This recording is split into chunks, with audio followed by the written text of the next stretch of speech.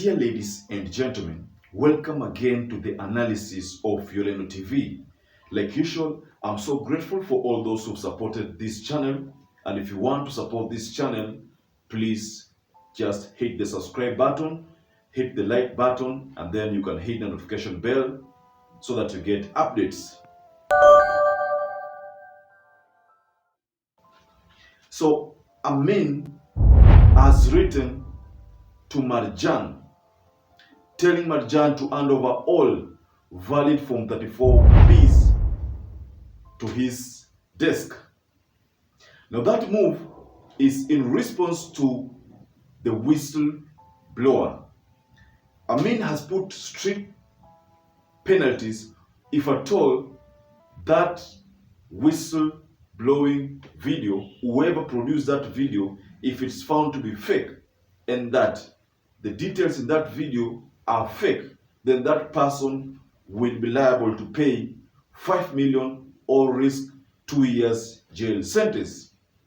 Now, earlier on, we had done an analysis on a newspaper that was produced that Amin sought to unearth these allegations, and also in his plan, he was planning to summon RAILA Odinga. So we saw the response that RAILA issued in response to the same, and RAILA said that you are an employee of the President of the Republic of Kenya and that you cannot come up with details that will help Azimio One Kenya Alliance. Now that was RAILA Odinga's response.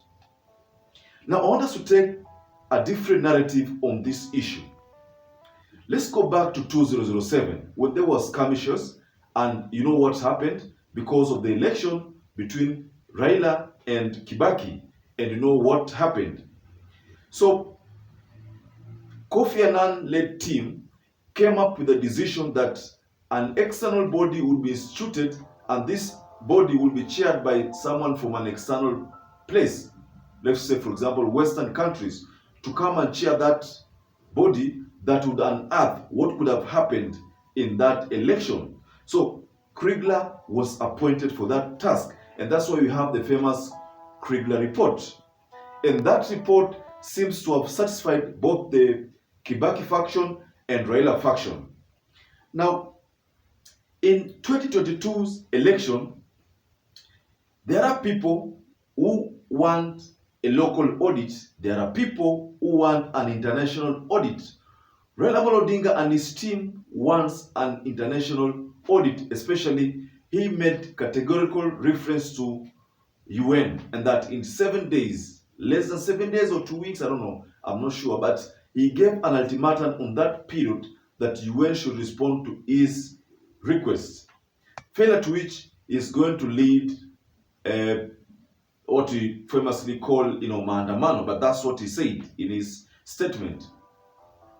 Now, I said there are people who advocate for local audit, there are people who advocate for international audit. Now, for the local audit of these votes, this is not going to expose everything, because what Azimio wants is that algorithm server to be made accessible so that they can unearth the algorithm behind the functioning of that system. That is the biggest part. In fact, that is what George requested when he requested during that Supreme Court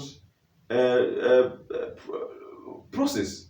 He requested for that server, which was never made available. The only server that was made available, I think it was for the forms, and for the. But now there is a server, there is a very specific server whereby this processing was being done. That is what George, that is the ICT for Azimio, had requested.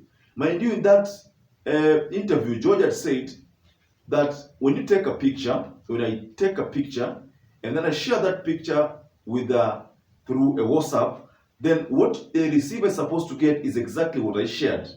But in this particular case, a form was being converted to a PDF. I mean, that is what was concerning George, that if I took a snapshot of this Form 34B or Form 34A and submit this form via that portal, then the person receiving on the other end is supposed to receive exactly what I sent. But in this case, the form was being received in a PDF format.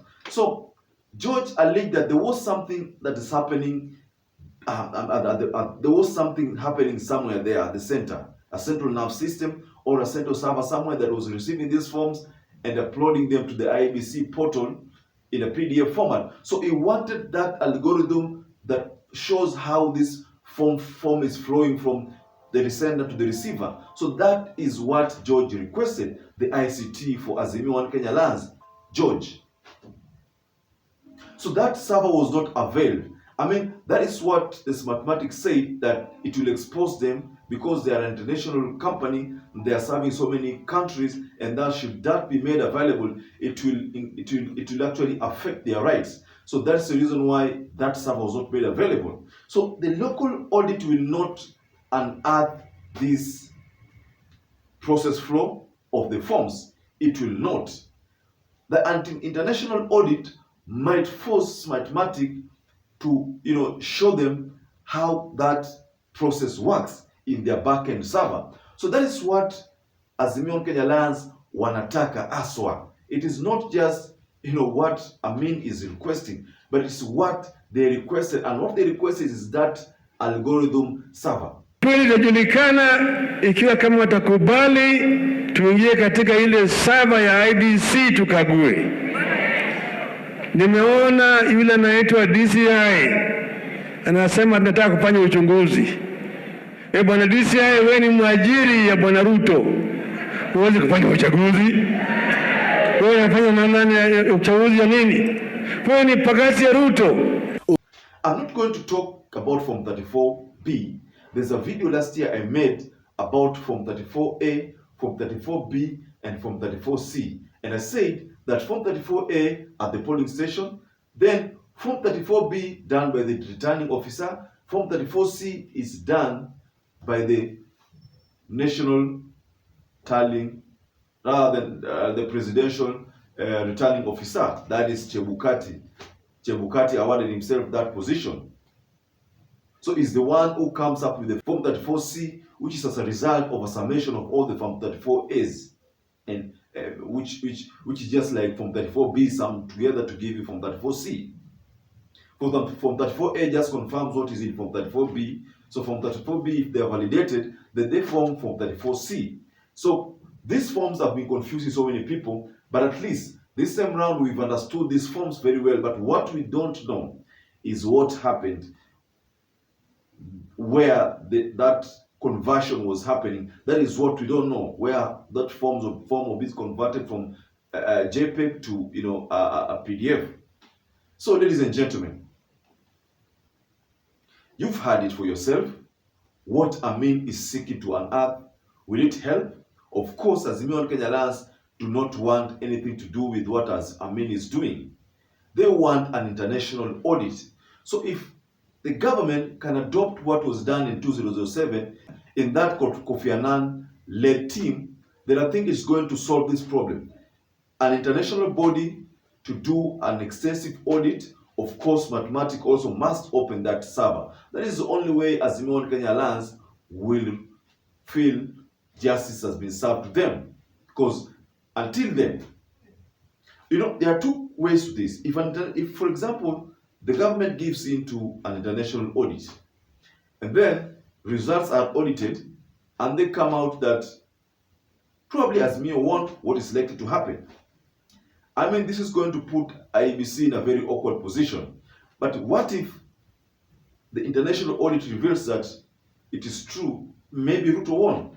It is going to put Azimio Kenya Alliance in a very awkward position. But nonetheless, Azimio Kenya Alliance are prepared for anything. That is why they are saying that they need that international audit. Perhaps it's because they believe that probably maybe they could have won. But if I'm the government, I'll just give in to this international audit, because at the end of the day, it will not change anything. Just give in to the international audit so that it can change. It can actually give IEBC a second thought on how they can handle elections going forward. Now, ladies and gentlemen, kindly subscribe to this channel. But before you subscribe to this channel, please give me your view. What do you think about this admin's call for a local audit by the DCI? Kindly share your opinions, what your opinions are. But until then, I'd like to urge you to subscribe to this channel, give us a like, you can hit the notification bell so that every time we upload such videos, you'll always become the first person to get notified.